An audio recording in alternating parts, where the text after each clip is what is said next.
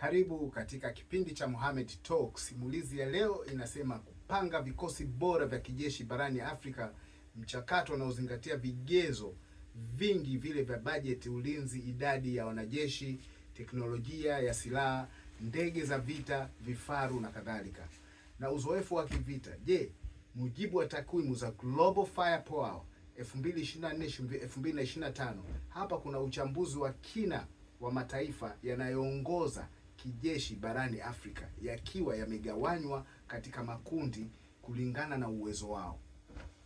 Hii ndiyo orodha. Orodha ya kwanza, mataifa matano bora zaidi Afrika. Hawa ndio wakubwa wanaomiliki silaha nzito na teknolojia ya kisasa. Ya kwanza kabisa ni Egypt, Misri. Namba moja barani Afrika, ni miongoni mwa nchi 15 bora duniani. Inamiliki kundi kubwa la ndege za kivita F-16 na meli za kubeba helikopta. Namba mbili, Algeria inajulikana kwa bajeti kubwa zaidi ya ulinzi Afrika. Inamiliki mifumo ya kisasa ya ulinzi wa anga S-400 na nyambizi submarines.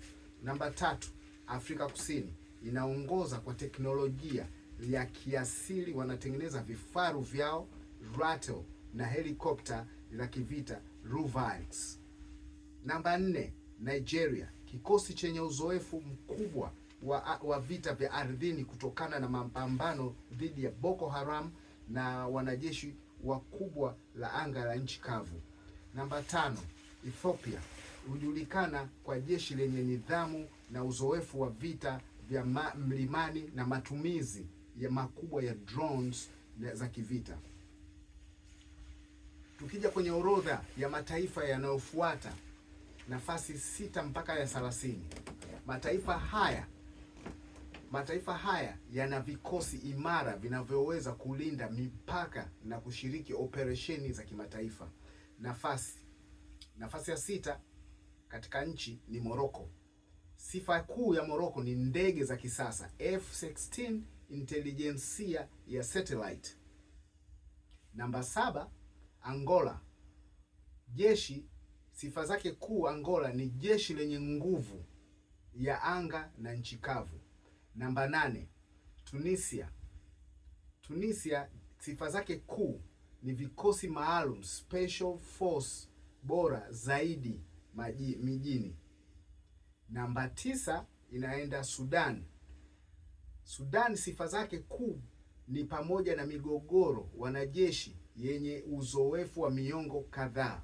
Namba 10, Libya ina sifa kwamba inamiliki silaha nyingi zilizosalia toka zama za Gaddafi. Namba 11, Kenya, jeshi lenye nidhamu na ushirikiano mkubwa na nchi za magharibi. Namba 12, Uganda, jeshi lenye ushawishi mkubwa katika kanda ya Afrika Mashariki. Namba 13, Zambia, sifa zake kuu ni jeshi thabiti la nchi kavu na anga. Namba 14, Tanzania, inasifika kwa nidhamu, mafunzo ya kizalendo na uzoefu wa amani United Nation. Namba 15, DR Congo,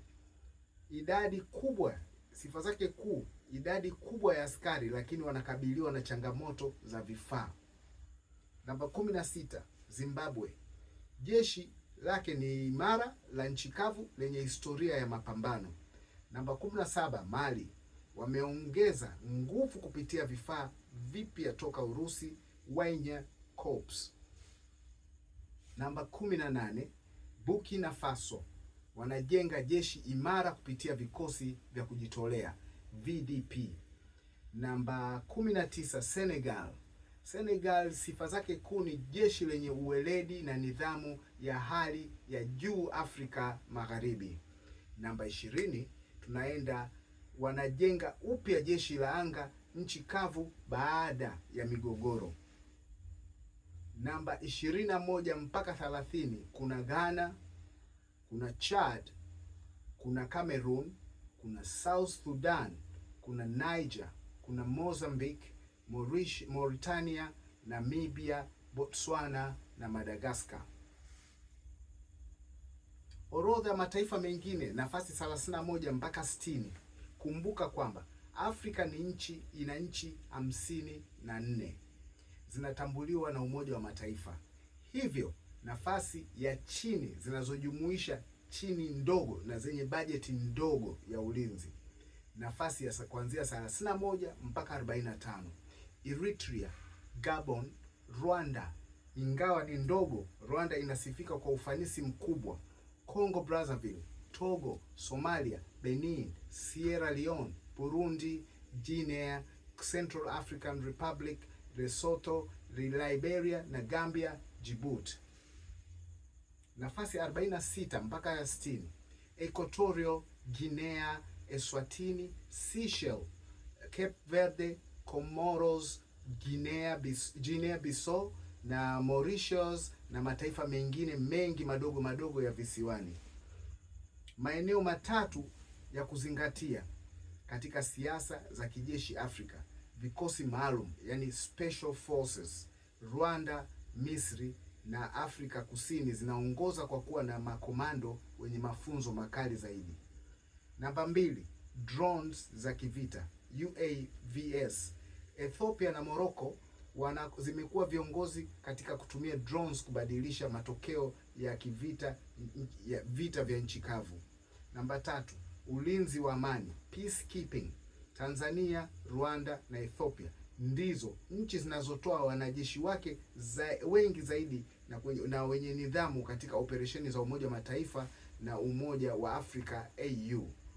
Je, ungependa kupata undani zaidi ya kulinganisha nguvu za kijeshi kati ya Tanzania, Kenya na Uganda jumuika na Jumuiya ya Afrika Mashariki? Ungana nami Mohamed Toko. Karibu sana.